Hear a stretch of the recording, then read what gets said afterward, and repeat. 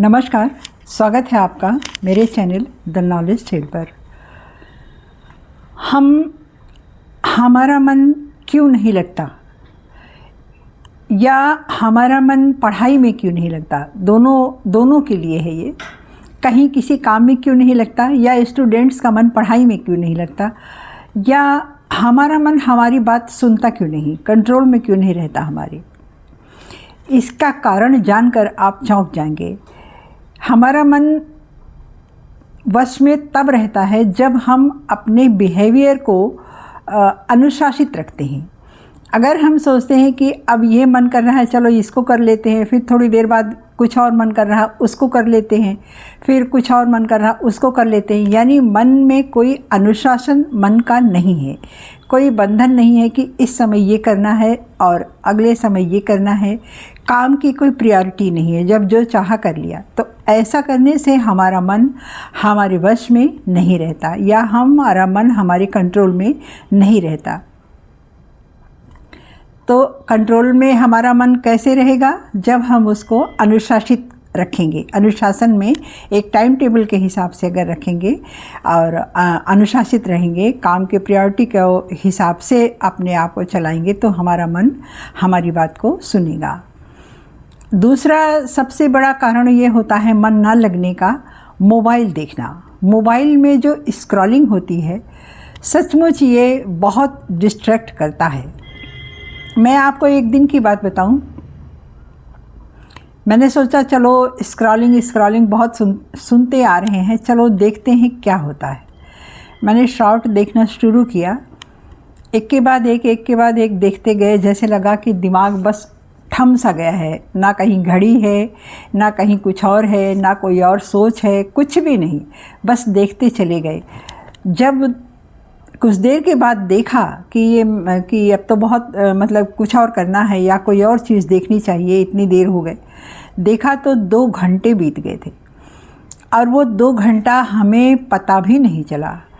तो इस तरह से मैंने सोचा कि ये 2 घंटा मैंने बेकार कर दिया। फिर जब मैंने अपने आप से पूछा, अपने मन से पूछा कि इन 2 घंटे में मैंने क्या पाया, क्या इसमें कुछ मुझे ऐसा मिला जो मैं नहीं जानती थी या मेरे काम का है? सच बताऊं, मुझे कुछ नहीं मिला। उस 2 घंटे की स्क्रॉलिंग में मुझे कुछ भी ऐसा नहीं मिला जो मेरे काम का हो या मैं जानती नहीं थी कुछ ऐसी चीज़। तो मोबाइल सचमुच में बहुत डिस्ट्रैक्ट करता है। हम मोबाइल का इस्तेमाल बहुत अच्छे कामों के लिए भी ले सकते हैं, अपनी अच्छे नॉलेज के लिए ले सकते हैं, पढ़ाई के लिए ले सकते हैं, लेकिन फिजूल का उसमें अगर कुछ देखने बैठ जाते हैं तो वो हमारे दिमाग को थाम देता है, रोक देता है, स्टॉप कर देता है।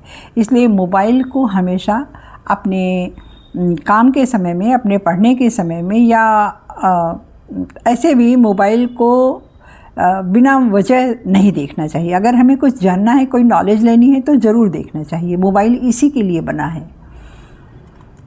तो इस तरह से मोबाइल डिस्ट्रैक्ट करता है। तीसरी चीज़ होती है हमारे मन को भगाने के लिए, हमारे मन को जो कंट्रोल में नहीं करती है, वो होती है ओवर थिंकिंग।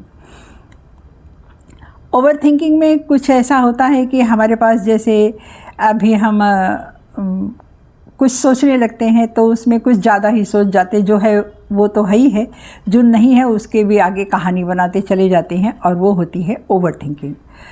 तो ओवर थिंकिंग रोकने के लिए हमें क्या करना चाहिए? सुबह 10 मिनट का ध्यान करने से हमारी ओवर थिंकिंग रुक जाती है। ये सचमुच बड़े काम का है। ओवर थिंकिंग हमारे दिमाग को शार्प करता है और फिजूल की बातों से हमें दूर रखता है, मन को शांत करता है। तो इसलिए ओवर थिंकिंग से बचने के लिए ध्यान को ज़रूर करना चाहिए।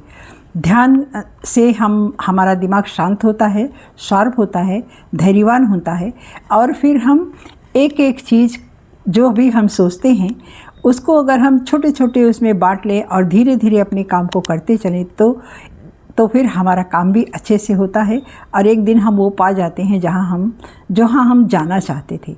तो इसलिए दिमाग को ओवर थिंकिंग से बचाने के लिए ध्यान करना चाहिए। और कभी कभी अपनी सोच को भी कंट्रोल में रखना चाहिए, ध्यान देना चाहिए कि ये कभी किसी गलत दिशा में ना जाए, कभी निगेटिव सोच ना रखे, क्योंकि जो भी हम सोचते हैं उसी सोच के हिसाब से हमारा काम होता है। हम जो सोचते हैं यूनिवर्स हमें वही ला के देता है, और जो बार बार सोचते हैं वो हमारे सबकॉन्शियस माइंड भी उसको रिपीट करता रहता है। इसलिए हमेशा हमें अपनी सोच, अपनी थिंकिंग अच्छी रखनी चाहिए।